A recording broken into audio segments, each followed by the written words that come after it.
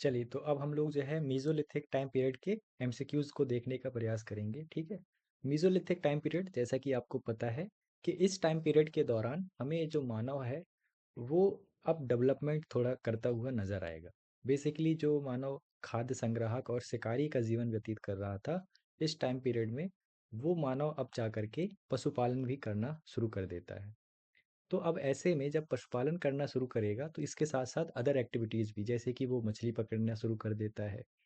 और इसके साथ साथ वो छोटे मोटे जो है औजारों में भी जो है अब परिवर्तन करना शुरू कर देगा। खास तौर पर जो उसके स्टोन टूल्स थे, उसमें अब जो है वो स्टोन टूल्स को जो भी क्वार्टजाइट पत्थर से वो बनाया करता था, उसमें अब स्टोन टूल्स को आपस में लड़ा करके उसको साइज को अब छोटा करने लगेगा।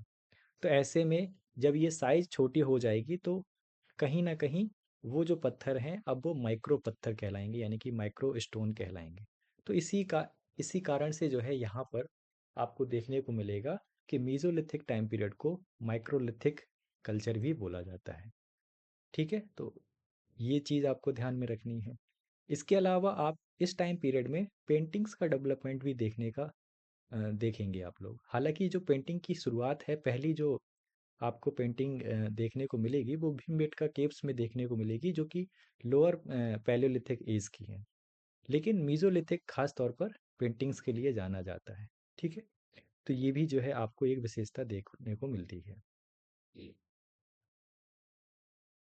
तो उसी से रिलेटेड एक पहला क्वेश्चन आपको सीडीएस एग्जाम 2024 के ईयर में देखने को मिलेगा, जिसमें कि कह रहा है कि भारत में पाषाण कालीन जो कला है, मीज़ोलिथिक आर्ट है, उसके संदर्भ में जो है आपसे क्वेश्चन पूछा गया है।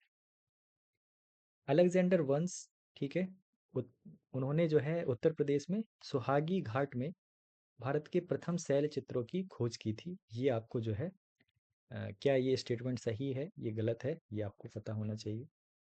भीमबेटका शैल चित्रों की जो खोज है उस समय हुई जब पुरातत्ववेत्ता बीएस बांकरकर भोपाल से इटारसी की यात्रा करते हुए रेलगाड़ी की खिड़की से शैलों को देखते और उस स्थान का अन्वेषण करने के लिए उन्होंने निकटतम रेलवे स्टेशन पर वो उतर गए थे। क्या ये स्टेटमेंट सही है?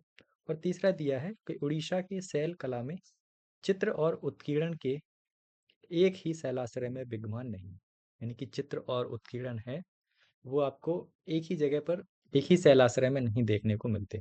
तो क्या ये स्टेटमेंट सही है? तो हम लोग जो है, आई होप आप लोगों ने ये क्वेश्चन अटेम्प्ट किया होगा। नहीं किया है तो अब हम लोग जो है इसका फाइनली आंसर देखने का प्रयास करते हैं। तो आप लोग देख सकते हैं कि ये तो हमें पता है कि भीमबेटका जो शैल चित्र हैं उसकी जो खोज है वो बीएस बांकर ने जो है की थी। और इसे जो है 2003 में यूनेस्को के द्वारा वर्ल्ड हेरिटेज साइट में भी शामिल किया गया है। तो ये स्टेटमेंट तो दूसरा सही ही है, राइट? तीसरा स्टेटमेंट देखिए कि उड़ीसा में भी जो है आपको कुछ केव्स मिली हैं, लेकिन वहाँ पर आपको जो है चित्र और उत्कीर्णन, यानी कि जो भी पेंटिंग्स है और इनग्रेविंग्स हैं, वो आपको एक ही शेल्टर हाउस में नहीं देखने को मिलेंगी, अलग अलग शेल्टर हाउस में भी देखने को मिल सकती हैं। ठीक है, तो ये स्टेटमेंट सही नहीं होगा। पहला स्टेटमेंट देखते हैं तो ये बात तो सही है कि उत्तर प्रदेश के सुहागी घाट में प्रथम शैल चित्रों की हमें खोज देखने को मिलती है, लेकिन अलेक्जेंडर वंश नामक व्यक्ति ने ये खोज की थी, ये कहना गलत है। तो दरअसल उन व्यक्ति का जो नाम है वो आर्कीवाल्ड कैरिल करके जो है वो व्यक्ति थे। उन्होंने जो है 1867 में प्रथम शैल चित्रों की खोज के लिए जो है उन्हें जाना जाता है। ठीक है, उन्होंने खोज की थी। तो इस लिहाज से ये जो स्टेटमेंट वन है ये भी गलत हो जाता है। अब आप लोग ये पकड़िए कि आपको क्वेश्चन के नेचर को समझना है कि दरअसल जो भी यूपीएससी एग्जाम्स कंडक्ट कराती है उसमें आम तौर पर अब ये देखने को मिलने लगा है कि वो जो है पूरा का पूरा स्टेटमेंट को करेक्ट नहीं करती है। उसमें से कुछ स्टेटमेंट के कुछ वर्ड्स को डिफरेंट कर देगी, उससे जो है खिलवाड़ करेगी स्टेटमेंट के, राइट?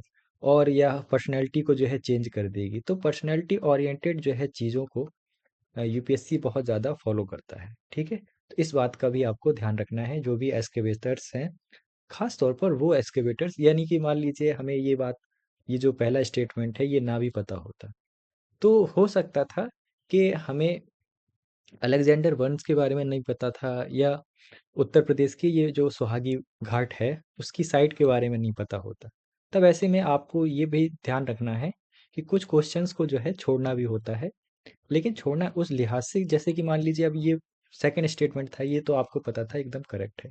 दूसरा और पहला और तीसरे में जो है आपको कंफ्यूजिंग थी, तो इस लिहाज से अगर आप नहीं भी अटेम्प्ट करते तब भी कोई दिक्कत नहीं थी, ठीक है।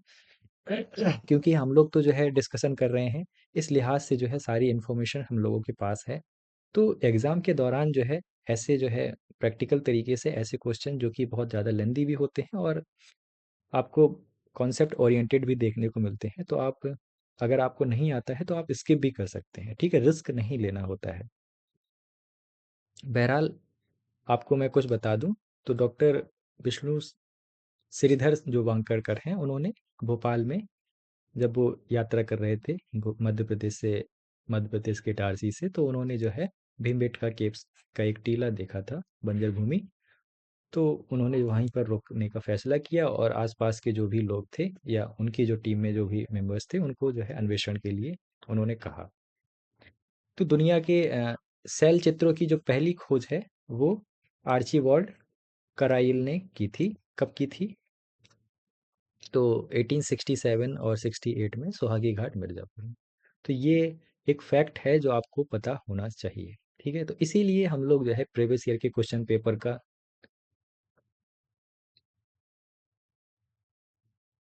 तो इसीलिए हम लोग जो है प्रीवियस ईयर क्वेश्चन पेपर का जो है एनालिसिस करते हैं, सो दैट कि आपको जो क्वेश्चंस या जो भी कॉन्सेप्ट छूट रहे होते हैं, ठीक है, या कितना हमें डीपली एनालिसिस करना होता है, उसका एक आपको आइडिया लग पाए।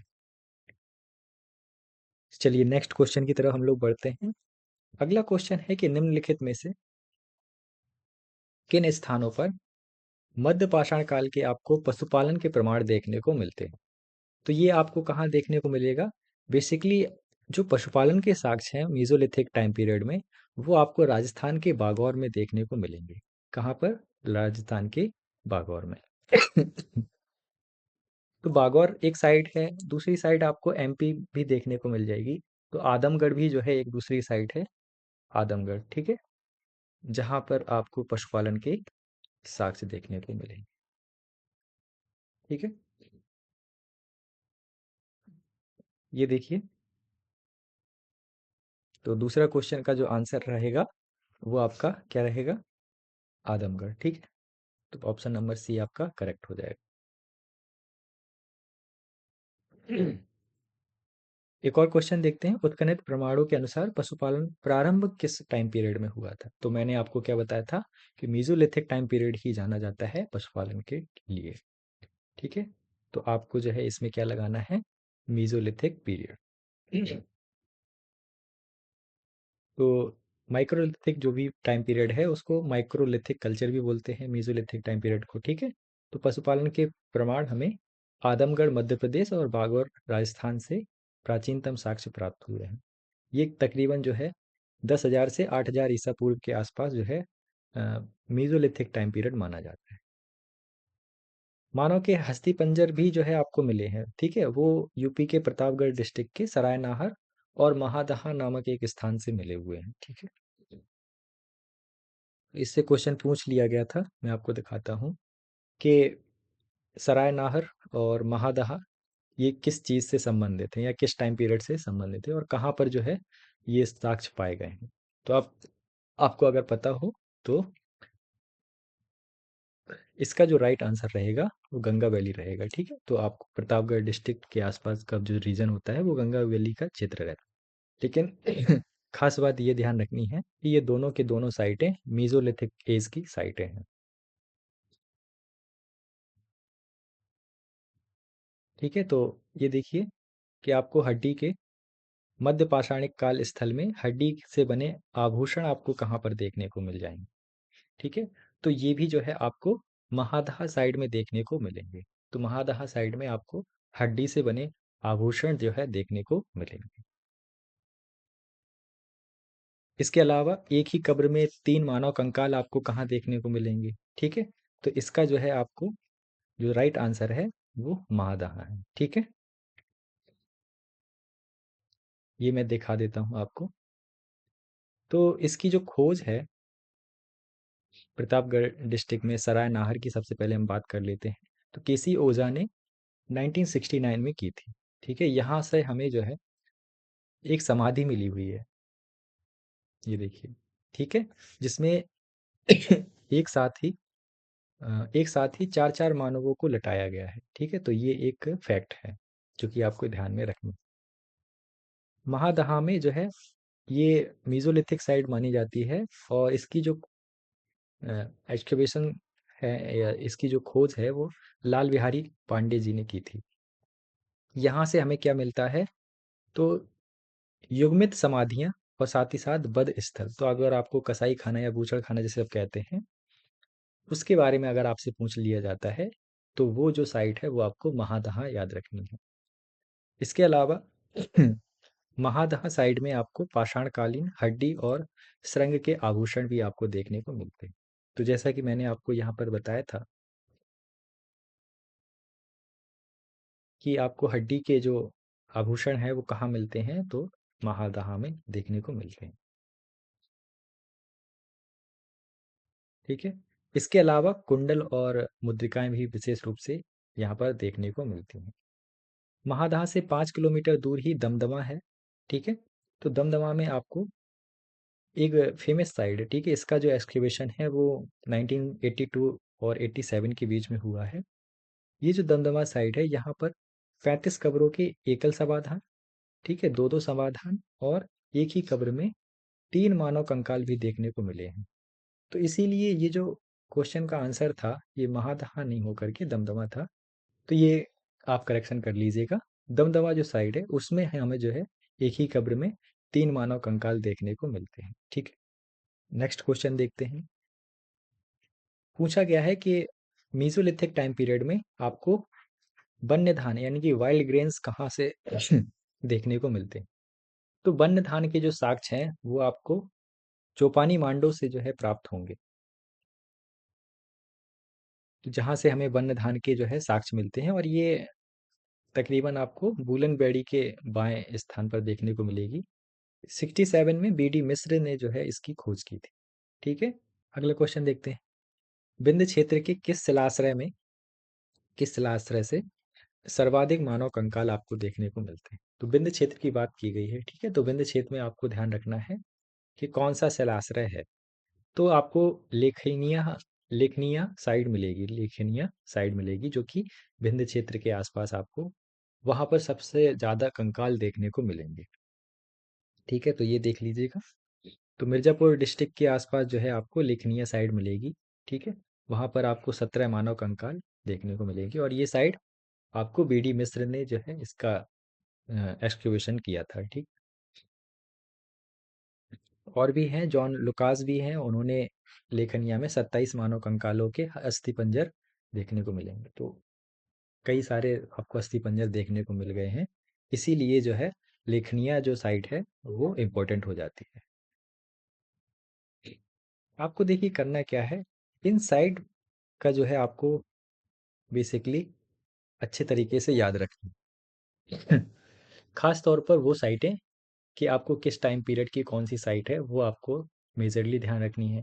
इसके अलावा आपको ये भी ध्यान रखना है कि कभी कभार जोग्राफिकल साइट का अरेंजमेंट पूछ लेता है कि कौन सी साइड नीचे है, दक्षिण के स्थान पर है, कौन सी उत्तर के स्थान से, तो उत्तर से दक्षिण के क्रम में लगाने के लिए, व्यवस्थित करने के लिए बोल सकता है। ठीक, ऐसे क्वेश्चन भी आपको देखने को मिल जाते हैं। अब देखिए अगला क्वेश्चन है कि भारत के किस शिलाश्रय में आपको सर्वाधिक चित्र प्राप्त हुए हैं। तो 500 से भी ज़्यादा चित्र आपको भीमबेटका में ही प्राप्त हुए हैं, इसका राइट आंसर।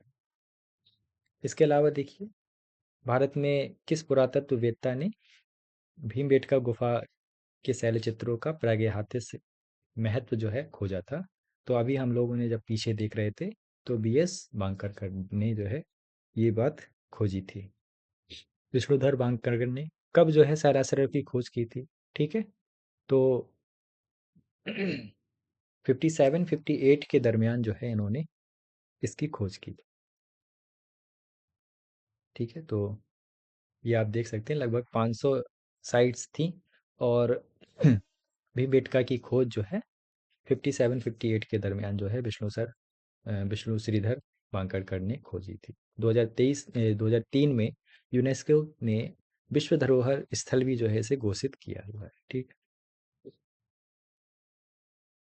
इसके अलावा देखिए, ये गंगा के मैदान में मानव बस्ती का प्राचीनतम अवशेष कहाँ पर देखने को मिलता है? ठीक है, तो इसका जो सही आंसर है वो आपको कालपी क्षेत्र देखने को मिलेगा। ठीक है, तो कालपी में जो है आपको मानव बस्ती के प्राचीनतम अवशेष, खास तौर पर जो गंगा वैली है वहां पर देखने को प्राप्त होते हैं।